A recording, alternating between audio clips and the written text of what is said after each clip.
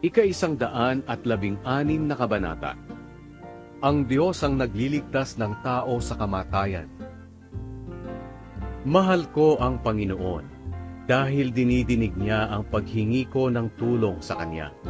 Dahil pinakikinggan niya ako, patuloy akong tatawag sa Kanya habang ako'y nabubuhay.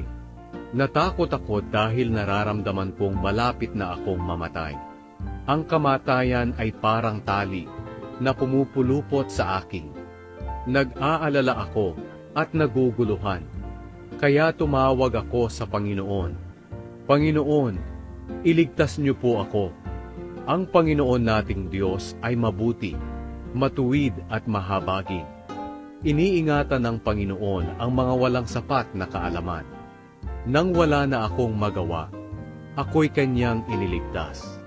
Magpapakatatag ako, dahil ang Panginoon ay mabuti sa akin. Sapagkat iniligtas niya ako sa kamatayan, sa kalungkutan at kapahamakan. Kaya mamumuhay ako na malapit sa Panginoon dito sa mundo ng mga buhay. Kahit na sinabi kong sukdulan na ang paghihirap ko, nagtitiwala pa rin ako sa Kanya. Sa aking pagkabalisa ay nasabi kong, wala ni isang taong mapagkatiwalaan. Ano kaya ang maigaganti ko sa Panginoon sa lahat ng kabutihan niya sa akin?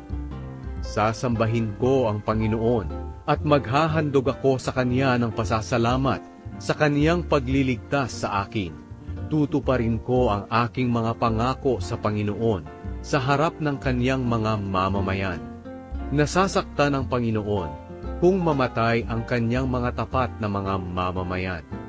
Panginoon, ako nga ay inyong lingkod. Iniligtas niyo ako sa pagkabihag.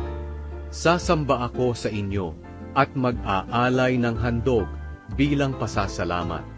Tutuparin ko ang aking mga pangako sa inyo sa harap ng inyong mga mamamayan doon sa inyong templo sa Jerusalem.